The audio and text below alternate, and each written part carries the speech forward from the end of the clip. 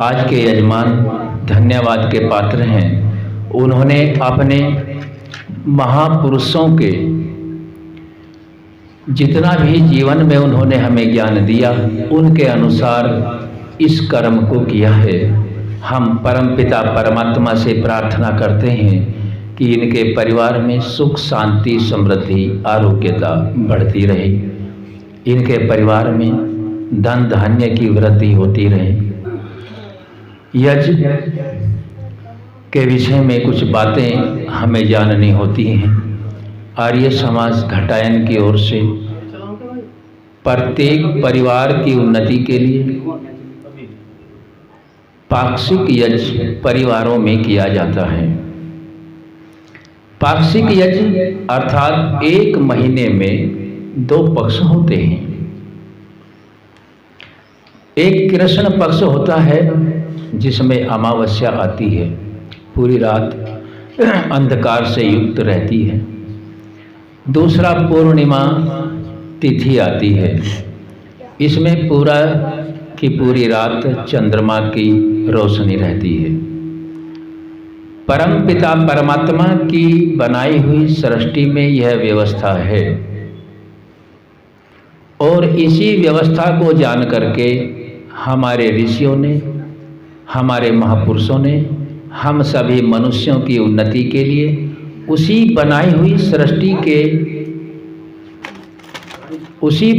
सृष्टि के विज्ञान के अनुसार मानव मात्र के कल्याण के लिए कुछ नियम, कुछ कार्य दिए हुए हैं, जिनके अनुसार चलकर के हम यह गौरवान्वित महसूस करते हैं कि हम परमपिता परमात्मा के अनुसार चल रहे हैं।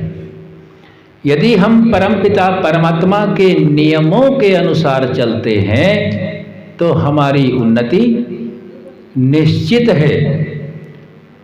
दूसरी तरफ कुछ स्वार्थी, लोभी, दंभी, कपटी मनुष्यों ने भी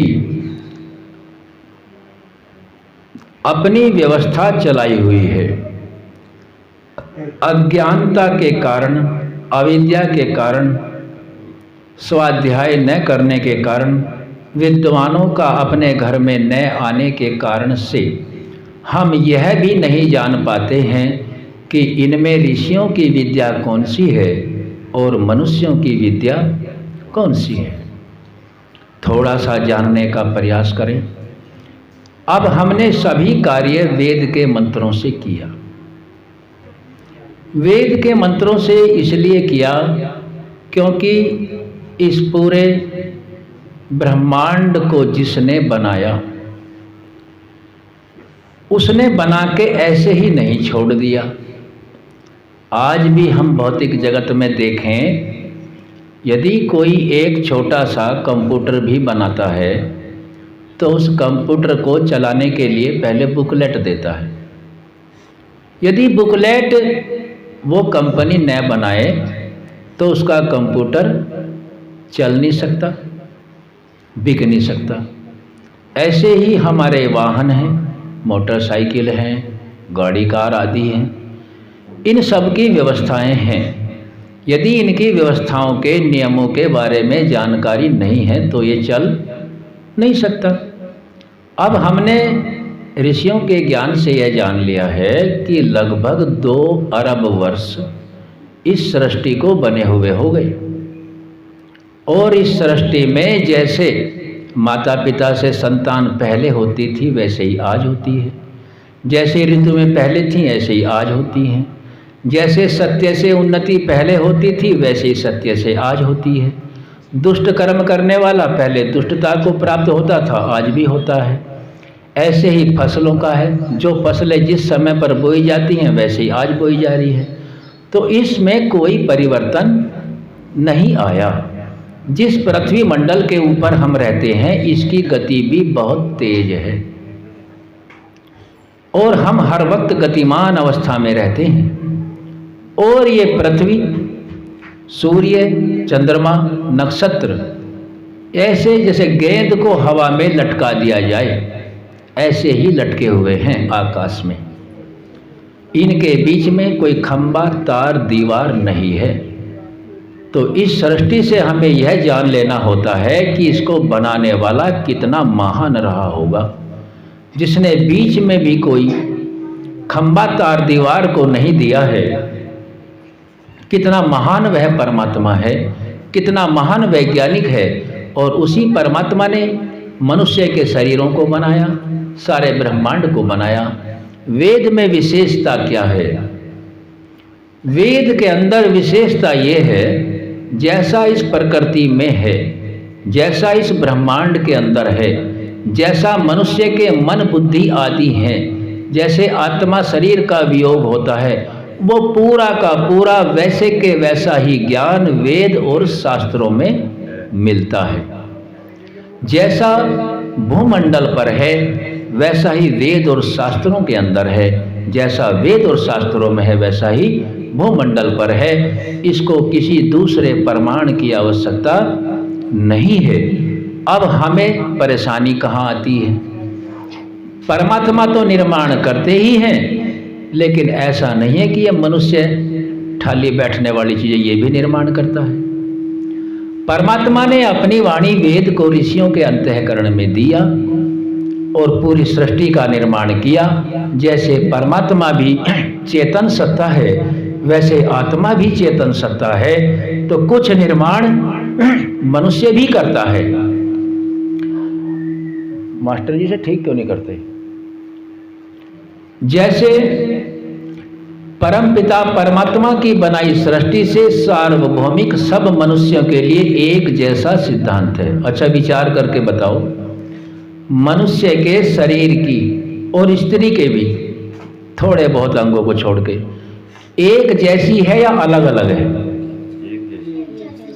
अमेरिका का मनुष्य और भारत का मनुष्य के शरीर के अंदर की बनावट अलग अलग है या एक है? इसको बनाने वाले कितने होंगे? समझ में आया ना? तो ये तो तय है कि मनुष्य जाति को, इसमें स्त्री पुरुष दोनों आते हैं, बनाने वाला एक है। जैसी हम अन्न खाते हैं शरीर से उत्सर्जन होता है, ऐसे ही अन्य लोगों का भी होता है। दूसरी सिद्ध बात होती है, एक घटैन का डॉक्टर, मनुष्य का डॉक्टर अमेरिका के आदमी के इलाज कर सकता है और एक अमेरिका का डॉक्टर यहाँ का कर सकता है। ऐसे ही भैंस का ले लो, पशुओं का डॉक्टर यहाँ का दूसरे देश के पशुओं का इलाज कर सकता है। इनके अंदर की आंतरिक संरचना एक जैसी है। भौगोलिक स्थिति के कारण शरीरों की त्वचा में थोड़ा बहुत फेरबदल हो सकता है, लेकिन आंतरिक संरचना में कोई परिवर्तन नहीं है। अब प्रश्न कहाँ आया? परमात्मा ने तो सभी की उन्नति के लिए एक से नियम बनाए, एक ही सबके सिद्धांत बनाए। सबका धर्म बोलो एक होगा या अलग अलग होगा? जो धर्म होता है उसे कोई अलग नहीं कर सकता, क्योंकि जल का धर्म है शीतल, जल को कोई शीतलता से अलग कर देगा? ऐसे ही मनुष्य का जो धर्म है मानवता है, मानवता से हमें अलग नहीं होना। फिर हमें दिक्कत कहाँ आती है?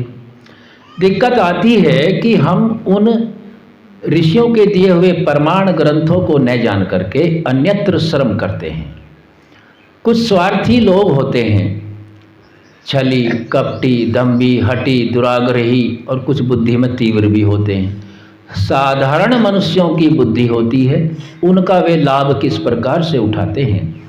वे चलाते हैं मत, ये मेरा मत है, ये मेरा पंथ है, ये मेरा संप्रदाय। वो चलाते हैं व्यक्तिगत, व्यक्तिगत चला के कुछ व्यक्तियों को समूह में जोड़ लेते हैं, फिर दूसरे व्यक्तियों को समूह में जोड़ लेते हैं। तो इस तरीके से विघटन अज्ञानतावश होता जाता है।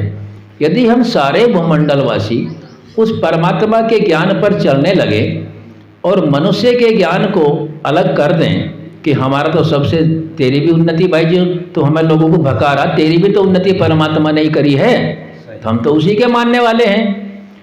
तो ऋषियों ने हमें यह ज्ञान दिया, महर्षि दयानंद सरस्वती जी ने, जो विलुप्त ज्ञान हो चुका था। अनेक मत पंथ संप्रदाय जैसे लोगों को ठगते उगते थे, उसको सबको छोड़ करके उन्होंने हमें वेद मत दिया। वेद ही ईश्वर की वाणी है, क्योंकि वेद में किसी की कोई बुराई भलाई नहीं है। जैसी उन्नति वेद भारत के मनुष्य की चाहता है, वैसी ही चीन जापान की चाहता है। यदि वेद में लिख दिया कि सत्य बोलना चाहिए, तो वो सारे मनुष्यों के लिए लिखा। उसने ये नहीं बनाया कि ये जो हमारे आज हम देखते हैं, कुछ लोग कहते हैं कि भाई ये हाथ में धागा बांधें, जनेऊ पहरें, ये चिन्ह है धार्मिक। धार्मिक चिन्ह जितने भी हम देखते हैं, अब विचार करके बताओ, ये चिन्ह परमात्मा ने बनाए कि मनुष्य ने बनाए? ये तो समझ में आ गया कि मनुष्य ने बनाए। अभी बाबू राम जी ने एक नियम बोला, सब सत्य विद्या और पदार्थ विद्या से जाने जाते हैं, उनका आदि और मूल परमात्मा है।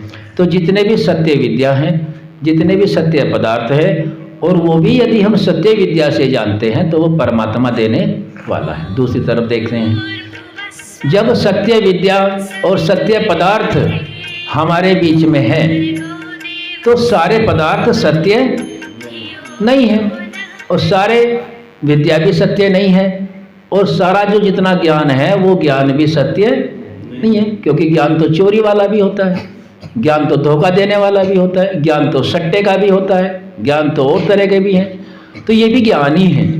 तो ये ज्ञान किसने बनाया? सीधी सीधी बात है, परमात्मा भी निर्माण करता है और मनुष्य भी निर्माण करता है। तो परमात्मा के द्वारा दिए गए किए गए निर्माण तो सत्य होंगे, और असत्य किसके होंगे? मनुष्य के होंगे। जिस दिन हमने ये जानना सीख लिया कि सत्य तो केवल परमात्मा कर सकता है, और दूसरे नंबर पे सत्य का निर्माण वो कर सकता है जिसको हम ऋषि कहते हैं। क्योंकि ऋषि उन्हें कहते हैं जो परमात्मा की वाणी वेद है, वेद के मंत्र का समाधि में बैठ करके पूरा साक्षात्कार करते हैं, और वो सार्वभौमिक मनुष्य जाति की उन्नति के लिए विचार देते हैं, कोई व्यक्तिगत विचार नहीं देते। वो कहते हैं कि यज परोपकारी कर्म है। तो यज में जो सामान हमने डाला, बोलो परोपकार इससे बड़ा कोई है क्या? ये कीड़ी से लेके हाथी तक सब जीवाणुओं को लाभ पहुंचाता है। जितने भी हम देवी देवताओं को मानने वाले हैं, अग्नि के अंदर जो पदार्थ डाला गया, वो पदार्थ सभी जड़ देवता हो या चेतन देवता हो, सभी को प्राप्त हो जाएगा। चाहे सूर्य हो, जड़ देवता, हमारे दो तरह के देवता होते हैं। वेद में बताया देवता दो तरह के होते हैं। कितने तरह के होते हैं? एक तो जड़ होते हैं और दूसरे चेतन होते हैं। जड़ तो उन्हें कहते हैं जिनमें आत्मा नहीं होती। वे कौन से हैं? देखो बताओ, पृथ्वी देवता है कि नहीं है? बोलो है कि नहीं? वेद में मंत्र भी है, सूर्य देवता, चंद्रमा देवता, रापय देवता, उदी देवता, पृथ्वी देवता, वनस्पति देवता, विश्वव्यो देवे देवता, ये सारे देव हैं। ये कितने कौन से देव हैं? जड़ वाले। अगर ये देवता ना हो तो हमारी उन्नति नहीं हो सकती। तो ये हमें दिव्य गुण प्रदान करते हैं। इनके दिव्य गुणों की हमें, इनसे के लिए क्या लिखा कि जितने भी जड़ देवता हैं उनसे हमें उपकार लेना चाहिए। उनसे क्या लेना चाहिए? हमारे शरीर के अंदर जितने भी ब्रह्मांड में देवता हैं, सारे देवता शरीर में हैं, यथा ब्रह्मांडे तथा पिंडे। और ये शरीर भी देवताओं से मिलके बनाया। यदि हम इन देवताओं से ठीक ठीक उपकार लेवें, जैसे बताओ आँख आत्मा के लिए देवता है कि नहीं है? यदि आँख से हम शुद्ध देखेंगे, शुद्ध सोचेंगे, तो देवता से हमने उपकार ले लिया। और यदि आँख से देख तो कुछ लिया और विचार कुछ कर लिया, तो उसी देवता से हमने अपनी खुद की हानि कर ली। ऐसे ही कान है, कोई अश्लील गाने भी सुन सकता है, कोई धार्मिक, मास्टर जी सब देखो, तो धार्मिक भजन भी सुन सकता है, ईश्वर की प्रार्थना भी सुन सकता है, और रसिया भी सुन सके। तो उससे हम क्या लिया? उस देवता से हमने उपकार भी लिया और अपकार भी लिया। इसमें हम स्वतंत्र हैं। कर्म करने में ऋषि लिखते हैं कि मनुष्य कर्म के करने में स्वतंत्र है। तो ध्यान रखें, जड़ देवता कुछ खाते पीते नहीं है। बोलो खाते पीते हैं क्या? अब यहाँ ऋषियों ने हमें कहा, समझाया कि अपनी बुद्धि से विचार करके काम करो, सामने वाला कितना ही ज्ञानी हो उसकी सुनो और सुन के विचार करो। तो जड़ देवता कोई भी खाने पीने वाला नहीं है, लेकिन भोजन हमें उनको भी देना। तो भोजन देने का तरीका क्या है? अब ये बताओ, वायु देवता है, वायु देवता है। अब वायु के उपकार कैसे ले, मैं बताओ, क्या खवा सके वायु को? जल को कुछ खवा सके? नहीं। पृथ्वी को, बादलों को, सूर्य को, आकाश को, तो ये पांचों देवता पृथ्वी जल अग्नि वायु आकाश, इन्हें कुछ नहीं खवा, लेकिन कर क्या सके? इस यज्ञ के अंदर ऐसे पदार्थ डाले जा सकते हैं जिनसे रोग का नाश हो जाए। रोग नाशक डालिए आपने, लोबान डाला। इस वायु के अंदर सुगंधी भर जाए, आपने जायफल गूगल डाला। और इस वायु के अंदर पुष्टिकारक पदार्थ हों, आपने सारे मेवे डाले, 5-7 जो डाले। तो ये क्या होता है कि अग्नि देवताओं का मुख है, और अग्नि के अंदर जो पदार्थ डालते हैं उसको हजारों गुना बढ़ा देता है। यदि 2 मिर्च कोई व्यक्ति खा लेता है तो किसी को पता, और यदि अग्नि में थोड़ी सी मिर्च डाल दे तो यहां से सिद्ध होता है कि जड़ देवताओं की यदि पूजा करनी है और सही उपकार लेना है तो अपने घर में कम से कम अमावस्या पूर्णिमा को तो अवश्य ही यज्ञ करें। अब जड़ देवताओं के बारे में तो हमने समझ लिया। अब चेतन देवताओं का कैसे करें? क्योंकि देवता 2 तरह के हैं। चेतन देवताओं से हमें क्या करना होता है? चेतन देवताओं की हमें सेवा शुश्रूषा करनी होती है। वे कौन से हैं? देखो, सबसे पहले मनुष्य के लिए देवी देवता हैं चेतन में माँ और बाप। जो अपने माँ बाप की सेवा नहीं करते उनके ऊपर देवों की कृपा नहीं हो सकती। चेतन देव, माता पिता। फिर नंबर दूसरा है गुरु। गुरु का विचार करना चाहिए, क्योंकि गुरु घंटाल भी मिल जाते हैं। गुरु घंटाल बहुत हैं, लेकिन गुरु के बारे में ऋषियों ने क्या दिया? जो अंधकार से प्रकाश की ओर ले जाए, अज्ञानता से ज्ञान की ओर ले जाए, जो परोपकारी हो, जितेंद्रिय हो, पुरुषार्थी हो, तपस्वी हो, वो गुरु है।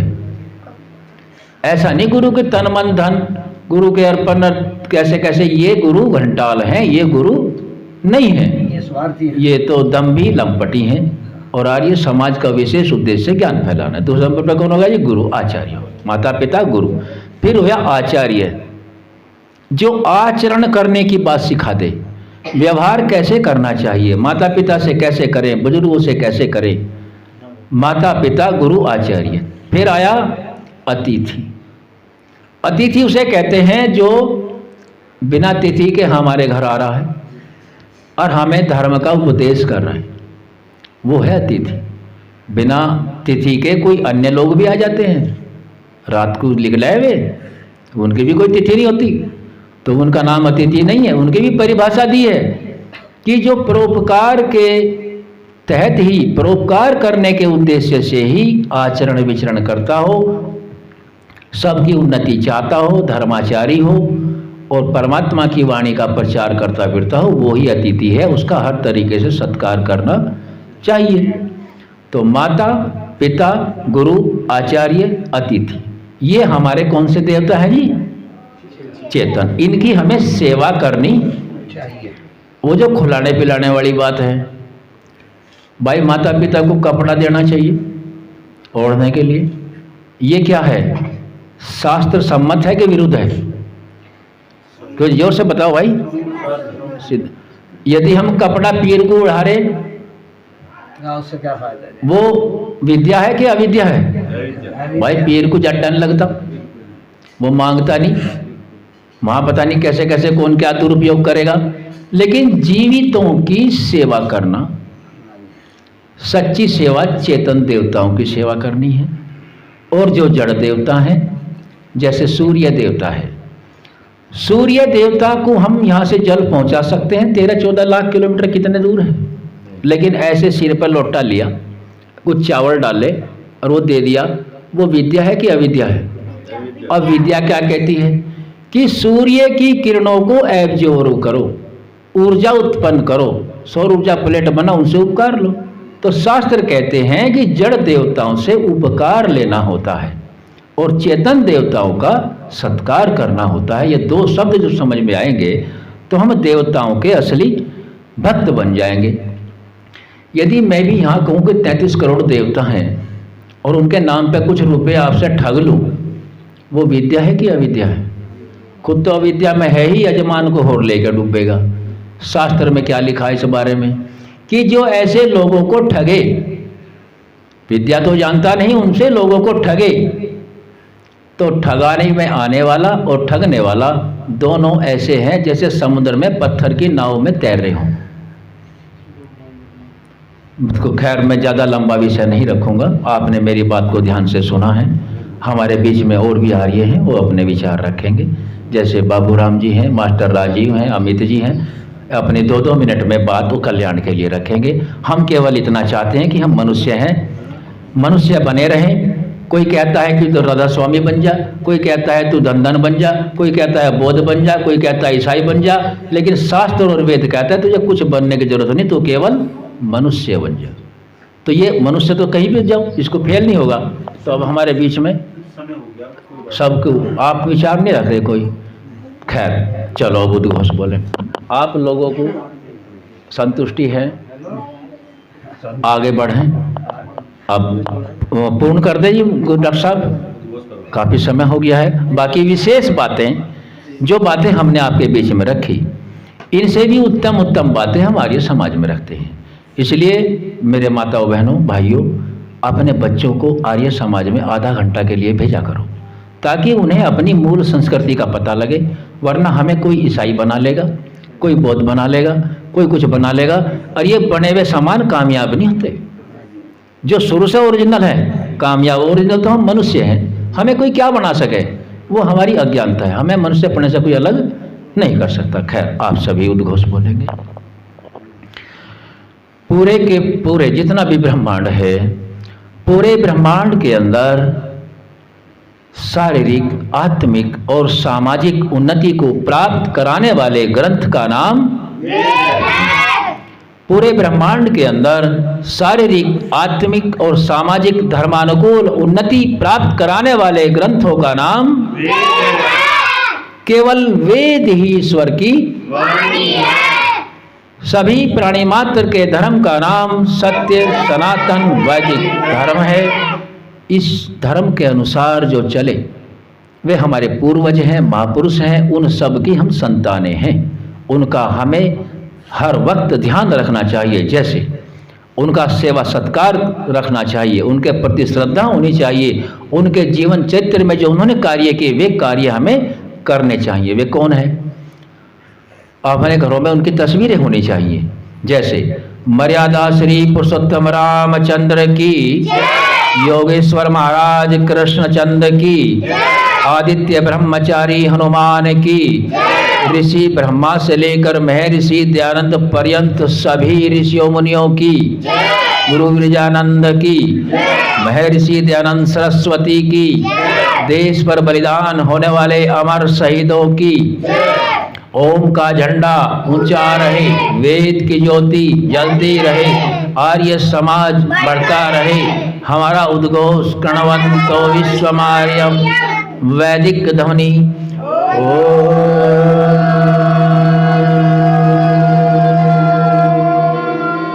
वैदिक अभिवादन यथा योग्य। नमस्ते जी। अब दोनों यजमान खड़े होंगे। खड़े होने से पहले एक बात पर विचार करेंगे।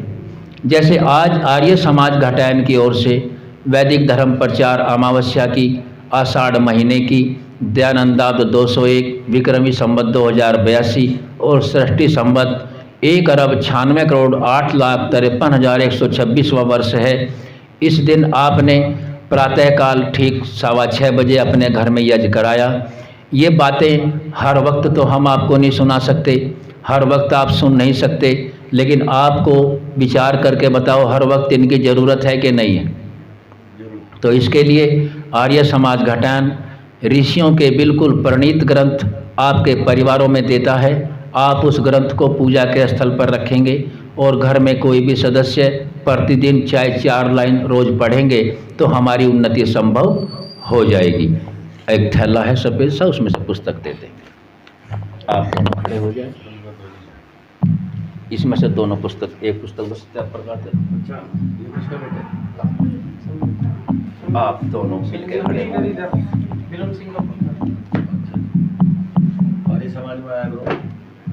इसमें ये दोनों पुस्तक के फोटो तो आ रहे होंगे, दोनों हाथ लगाएंगे। देखो ये आप सभी को मिलेगी। ये दोनों पुस्तकें हैं। एक तो ज्ञान की पुस्तक विशेष है, चारों वेदों का द्वार है, सत्यार्थ प्रकाश। दूसरे परमात्मा का ध्यान करने की विधि है,